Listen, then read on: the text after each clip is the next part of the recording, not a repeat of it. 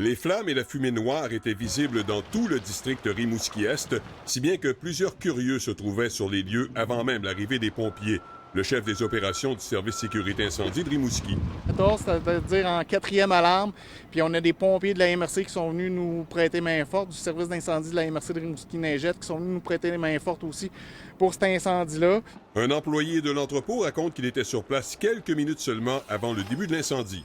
Il n'y avait rien d'anormal. Quand j'ai été pour chercher mon boss à l'hôpital, il m'a loqué un coup de téléphone. Il dit « Tu peux venir nous chercher? » parce que ça s'est fait opérer pour les yeux, là, piqué. Là, il est parti. J'ai allé chercher.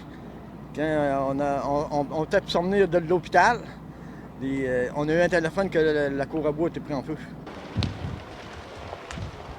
Le réel danger était la propagation de l'incendie considérant les entreprises voisines, notamment les citernes de carburant de Suncor qui sont tout juste derrière l'entrepôt.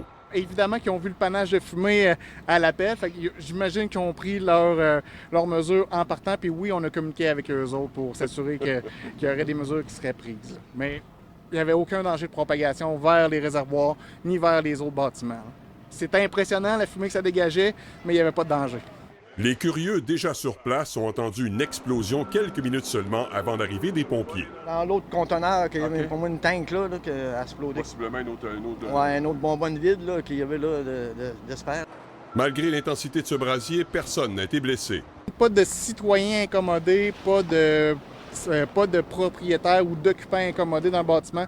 Par contre, on a un pompier qui a été incommodé là, légèrement par de la fumée qui a été pris en charge par les paramédics. Bien sûr, cet entrepôt est une perte totale, ça va de soi. On attendra pour l'enquête en ce qui concerne s'il s'agit d'origine criminelle ou tout simplement accidentelle.